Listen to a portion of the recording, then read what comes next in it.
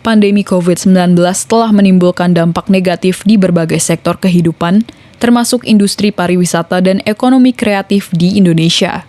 Selama masa pandemi COVID-19, Kementerian Pariwisata dan Ekonomi Kreatif atau Kemenparekraf tengah mengembangkan program 5 destinasi pariwisata super prioritas, yakni Danau Toba di Sumatera Utara, Candi Borobudur di Jawa Tengah, Mandalika di Nusa Tenggara Barat, Labuan Bajo di Nusa Tenggara Timur, dan Likupang di Sulawesi Utara.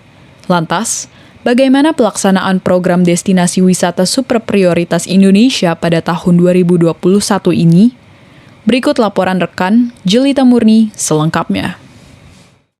Sejak awal tahun 2020, Indonesia mengalami penurunan jumlah wisatawan secara sangat drastis. Hal ini tak hanya menyebabkan pendapatan negara ikut menurun, tetapi juga berkurangnya okupansi hotel dan hilangnya pekerjaan ribuan tenaga kerja sektor pariwisata. Program 5 destinasi pariwisata super prioritas atau singkatnya DPSP merupakan salah satu bentuk komitmen pemerintah dalam membangkitkan kembali industri pariwisata dan ekonomi kreatif di Indonesia.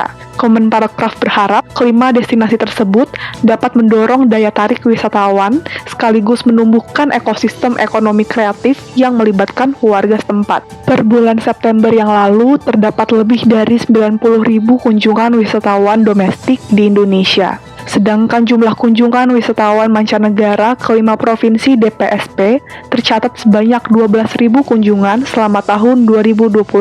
Kepala Instalasi Verifikasi Penjaminan Pasien Rumah Sakit Umum Pusat atau RSUP Persahabatan Jakarta, Marsada Baik Marpikir Manalu, setuju akan pentingnya berwisata selama pandemi, termasuk wisata ke provinsi DPSP. Tidak jadi masalah.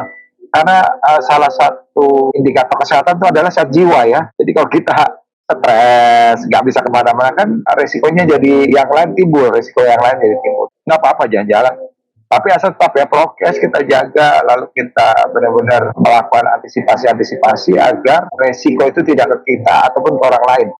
Berdasarkan tren sebelumnya, kenaikan jumlah wisatawan hampir selalu diikuti dengan peningkatan kasus aktif COVID-19 sebagaimana yang terjadi pada masa libur lebaran bulan Mei yang lalu, di mana kasus COVID-19 meningkat secara drastis pasca libur lebaran karena tingginya arus mudik. Menurut Marsada, keamanan berwisata selama pandemi COVID-19 seharusnya tak hanya digantungkan kepada kebijakan dan antisipasi pemerintah, tetapi juga diikuti dengan kesadaran wisatawan dan masyarakat setempat akan pentingnya penerapan protokol kesehatan secara ketat.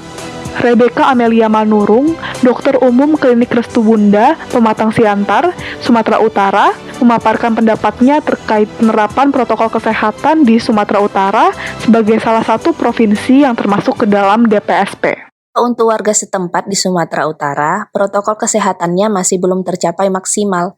Masih banyak orang-orang yang keluar tanpa menggunakan masker. Jangankan ke tempat wisata, untuk pergi ke fasilitas kesehatan saja banyak yang tidak menggunakan masker. Masyarakat di sini memakai masker hanya sebagai syarat untuk masuk saja, bukan untuk menjaga kesehatannya. Dalam rangka memulihkan sektor pariwisata di tengah pandemi COVID-19, Kemenparekraf melalui program sertifikasi CHSE menciptakan rasa aman berwisata pada wisatawan dengan adanya pemberian sertifikat kepada usaha, destinasi, dan produk pariwisata di Indonesia yang dinyatakan lulus seleksi pelaksanaan kebersihan, kesehatan, keselamatan, dan kelestarian lingkungan.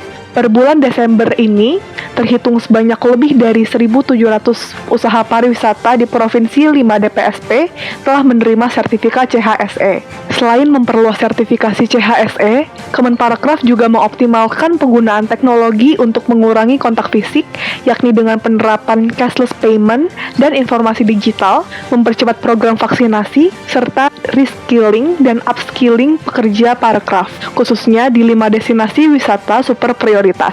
Nathanael Atmajaya, salah satu wisatawan atau pengunjung domestik asal DKI Jakarta, mengaku bahwa ia cukup sering mengunjungi Provinsi DPSP selama pandemi COVID-19, yakni ke Jawa Tengah sebanyak puluhan kali, dan ke Sumatera Utara, Sulawesi Utara, serta Nusa Tenggara Barat sebanyak beberapa kali. Nathanael menyarankan Kemenparekraf dapat menggandeng para influencer Indonesia untuk ikut andil dalam mempromosikan 5 destinasi super prioritas ini. Selain itu, ia berharap protokol kesehatan di setiap destinasi wisata di Indonesia tidak sekadar dilakukan sebagai formalitas belaka, melainkan diterapkan secara ketat demi keamanan dan kesehatan bersama di tengah pandemi. Mungkin harapannya saya 5 destinasi ini tuh bisa berkembang pesat dan bisa membantu para UMKM lokal di daerah-daerah itu supaya ya kan membuka ekonomi juga kan di sana.